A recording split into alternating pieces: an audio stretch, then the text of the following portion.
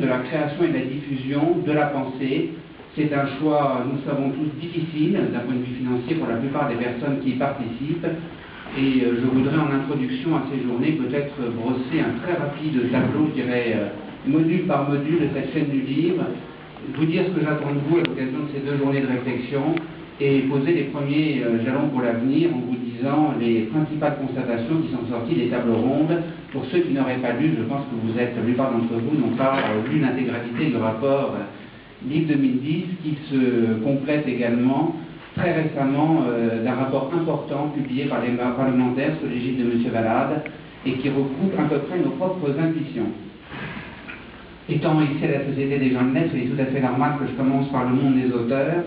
J'ai eu l'occasion de dire dans la revue de débat que c'est sans doute celui qui est le plus difficile à appréhender parce que, je dirais, des deux côtés, on a à la fois 2500 personnes qui ont des revenus convenables qui sont affiliés à la GSA, et de l'autre côté, on a plus de 2 millions de Français qui se revendiquent comme auteurs. Je crois qu'il ne faut pas, ici on est à la Société des gens de lettres, les gens de lettres, donc tout le monde n'est pas auteur avec un grand A, et être un auteur, c'est une démarche qui prend énormément de temps, et qui, à mon avis, se concrétise par la sortie d'un ouvrage, et par une partie permanente de sa vie qu'on consacre à l'écriture. Si on prend ces 2 critères d'entrée, je pense qu'on tombe allègrement sous la barre des 40-50 000 personnes.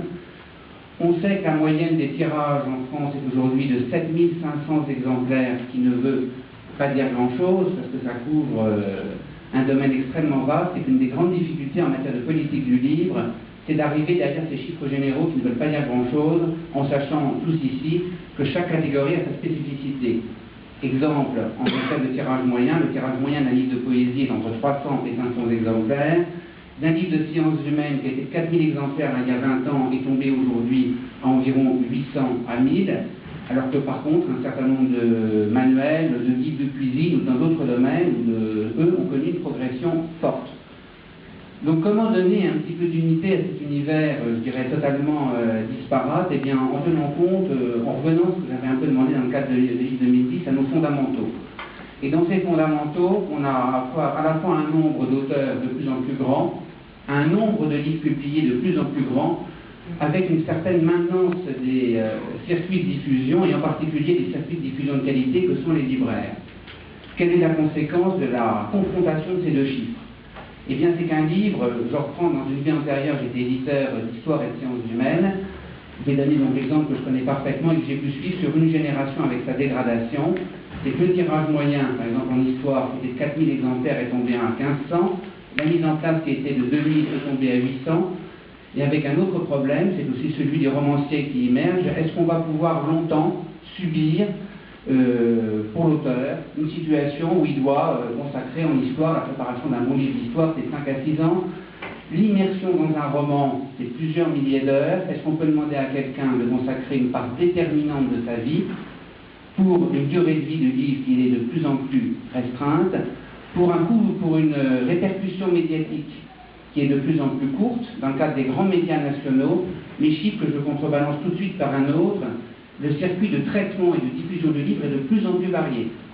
Il y a 20 ans, ce qui faisait la réputation d'un livre, c'était un article dans le Nouvel Observateur, un article dans le Figaro, un relais dans les grands médias nationaux. Aujourd'hui, ce traitement est éclaté. Vous voyez ici François Bon qui a publié un blog, il y a le blog de M. Assouline. On a des circuits de référence et de diffusion du livre qui sont de plus en plus variés et qui là aussi conspirent un paysage éclaté, mais qui ne doit pas remettre en cause la problématique de fond.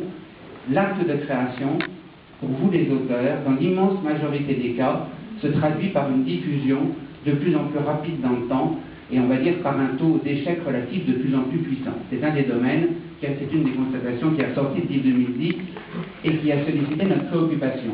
Je continue ce petit tour dans les maillons de la chaîne du livre en parlant des libraires. Alors, certaines personnes ont dit, livre 2010, c'est d'une certaine manière concentré sur la problématique des libraires. C'est vrai que c'est celle qui a fait le plus parler d'elle dans la presse, mais pour une raison très simple. Que ce soit le rapport de Sophie Barguet, le récent rapport du président Valade, celui d'Antoine Gallimard, on dirait qu'il y était consacré. Tous pointent, et même un audit de modernisation que les lecteurs de Livre Hebdo connaissent bien, tous pointent une difficulté structurelle de la librairie indépendante, dont la marge bénéficiaire est tombée aujourd'hui, là aussi je vous donne des chiffres qui méritent d'être affinés à 1,4%, c'est-à-dire qu'elle a diminué par 2 en une génération. Les raisons de cette diminution, elles sont connues. C'est d'abord l'augmentation, c'est la superposition d'un certain nombre d'effets. Augmentation des loyers en centre-ville d'un côté, traitement de plus en plus important de la masse éditoriale, qui n'est pas comptabilisé entre guillemets dans les frais des libraires, salaire très supérieur versé par les libraires, on appelle indépendants de référence, par rapport aux grandes surfaces. En gros, le salaire moyen dans une grande surface est entre 6 et 10%. Chez les libraires, il atteint largement ce double. Donc, qu'est-ce qui se passe? Que le libraire paie 2 fois, d'une certaine façon, il paie ses libraires plus cher pour porter des livres qui sont plus difficiles à vendre et dont il est lui-même le passeur. En effet, quelqu'un qui va dans une gare ou dans un certain nombre de surfaces de vente, très souvent, son acte d'achat, je dirais, est impulsif. Il est dû à la lecture d'un journal. Je vois François Bon ici, qui a eu la chance d'avoir une couverture de presse importante pour sa biographie de Bob Dylan, comme il avait pour les Rolling Stones. De très nombreux lecteurs de François Bon font un achat d'impulsion après avoir lu une critique de son livre. Donc, il va me dire, mais moi j'ai besoin des libraires pour porter ma production, c'est tout à fait exact aussi, mais ce sont surtout, on revient aux auteurs, les auteurs qui n'ont pas la notoriété de François Bon, qui ont besoin des libraires, qui ont besoin du temps énorme qu'ils passent à lire souvent sur épreuve un certain nombre de manuscrits, et du travail qu'ils font pour porter des ouvrages. Et là je voudrais, avec vous, tordre le cou à une forme de vulgate un peu ridicule qui consiste à dire souvent, mais pourquoi faut-il se donner du mal? Parce que finalement, ces ouvrages qui sont portés, dans un certain nombre de cas en librairie, ne sont pas économiquement viables.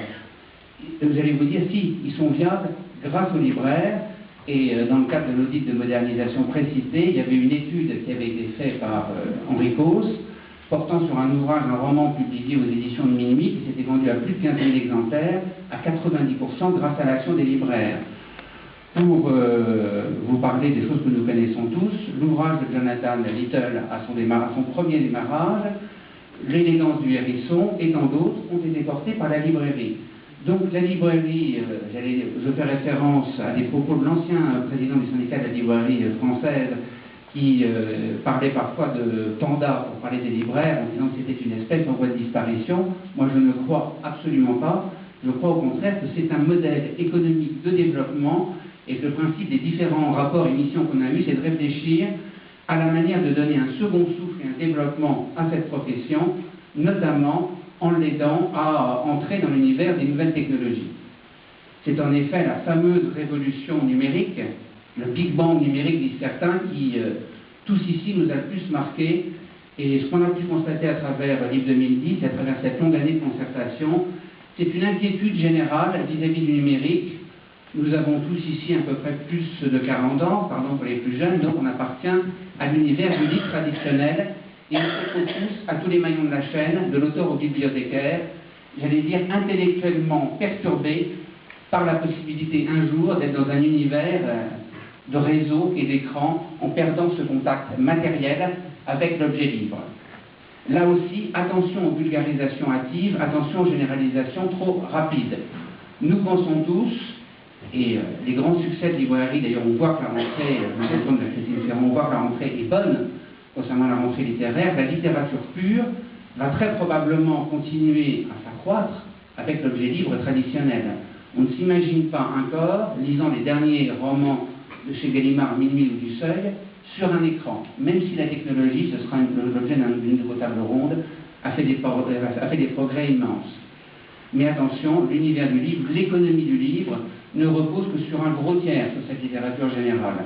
Pour tous les libraires qui sont ici, les grands dictionnaires, le code civil, où j'ai vu qu'il était encore 13e des ventes en parcourant récemment, je crois que c'est aussi dans Livre Hebdo un état des meilleures ventes, de très nombreux ouvrages qui n'appartiennent pas au livre plaisir, ni au livre devoir ou au livre consultation, d'ici un laps de temps qui sera conçu entre 5 et 20 ans, basculera sur écran.